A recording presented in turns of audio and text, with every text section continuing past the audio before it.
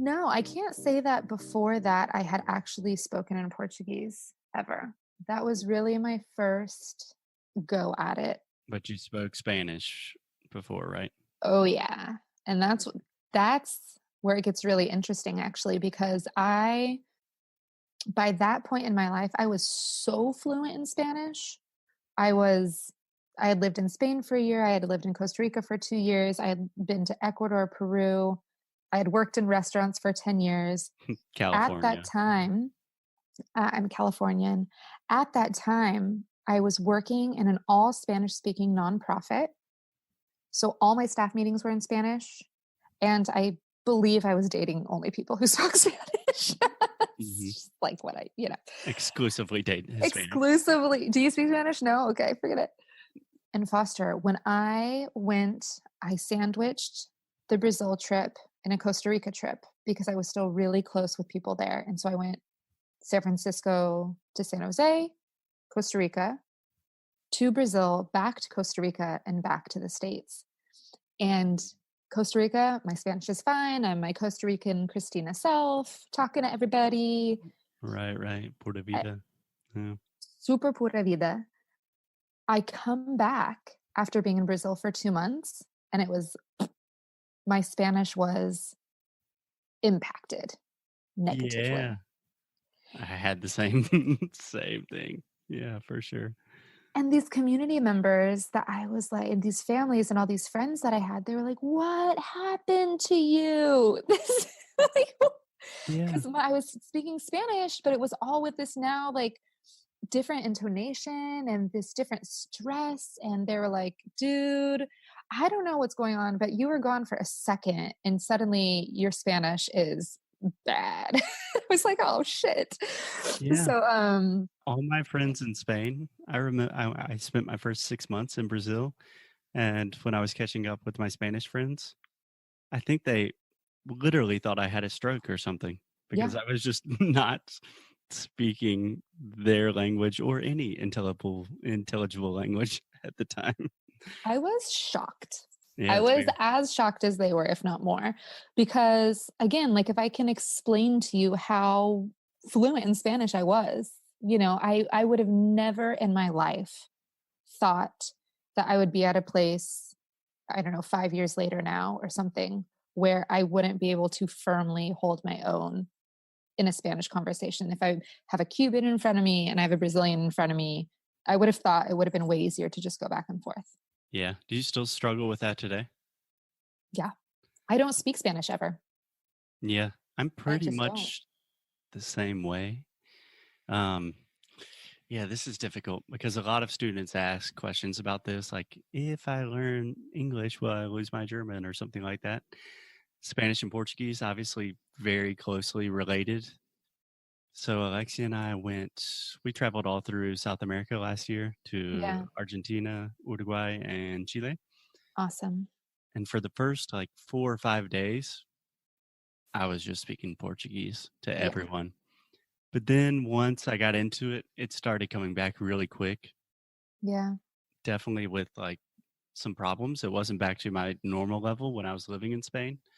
But the interesting thing was my Portuguese never changed at all. So my Portuguese is constant, and now my Spanish fluctuates. It's very strange. I'm sure it's still in there somewhere. I Definitely. I I have to believe that if I, like you said, like if I moved to back to Costa Rica or Argentina or wherever, even back to California, that it would come back pretty quickly. Definitely. But this is what we know about language. I mean, really, unless you grow up bilingual, then if you don't use it, you're gonna lose it. So I'm just, quite frankly, it's been about, yeah, 5 or 6 years now that every context that I would have spoken Spanish in has now been replaced by Portuguese. So Yeah. whether that's work or love or life instances and travels, I just hardly ever speak to anybody in Spanish anymore. Yeah. Yeah. You're speaking my language, Yeah. English in this case, but it could be Portuguese, but definitely not Spanish. Yeah. There we go. Yeah. Yeah. So you spent, I think you said 2 months in Salvador, and then you returned back to Costa Rica, and then you went back to Brazil. Is that it? No, but that was close. I so it was summer, right? Before my last year of my master's. So 2010, I went to Salvador da Bahia for 2 months. Stopped in Costa Rica on the way back, and I finished out my master's. Now, in the last year of my master's, I was sort of getting burnt out. I love how burnout comes up so frequently in my story, No. um, on nonprofit life. And I sort of thought, can I do this for the long haul? Am I going to stay in San Francisco and work in nonprofits forever? And, my answer was no, not because of the nonprofits, but because of me. I sort of, I have what one might call in English compassion fatigue. So I get Real thing. it's a real thing. It's an actual term from social workers. Like this is from the field of social work. I And know it sounds like the most like first world problem, but it's a real thing. Yeah. yeah, and I was so happy to know that it was a real thing because I was really suffering from it, and I get really involved in people's lives, and that's for better and that's for worse. And I really, really care, again, for better or for worse. So the nonprofits I was working at were not light. I mean, I was working at mostly domestic abuse shelters with, Wow.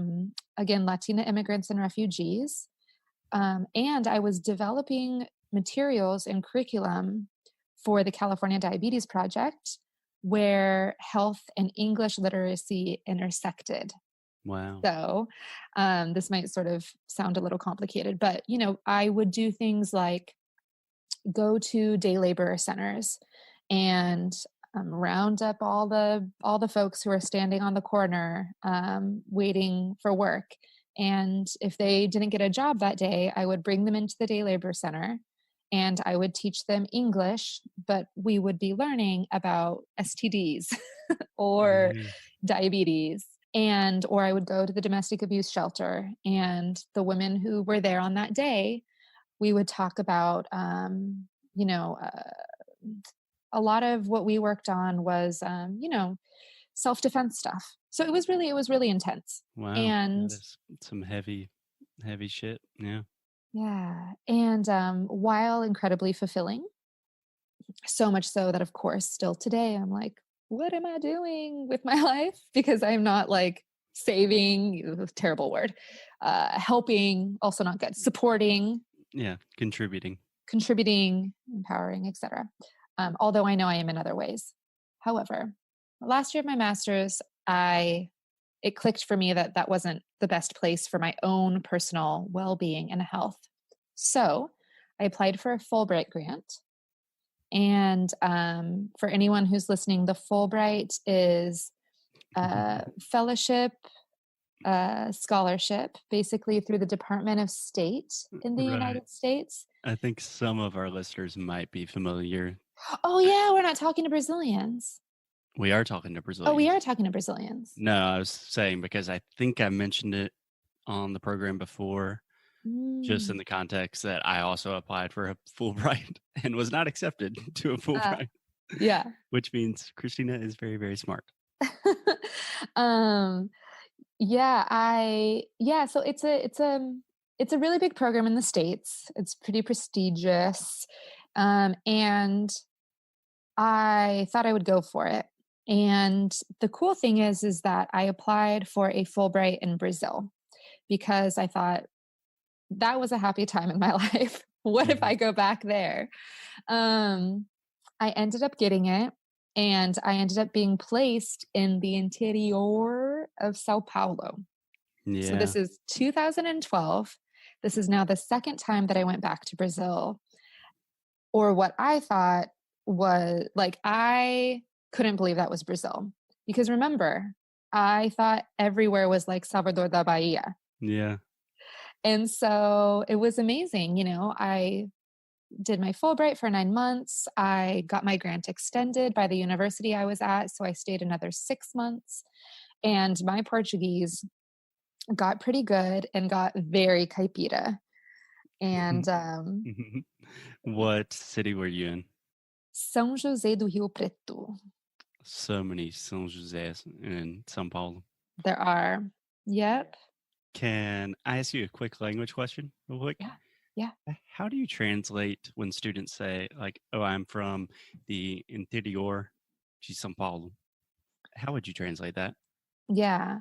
I have said before the interior, although it's not, that's very ao pé da letra, right? Yeah. I would either say the countryside What I normally go with. or rural. However, that gets complicated because São José do Rio Preto has 500,000 people. Like it's a medium-sized city. Right. So it's Right. not rural, it's not countryside, but it's just sort of like in the middle, So I would just like how would I say the Midwest in the States? I might say like it's in the Precisely. middle of the country.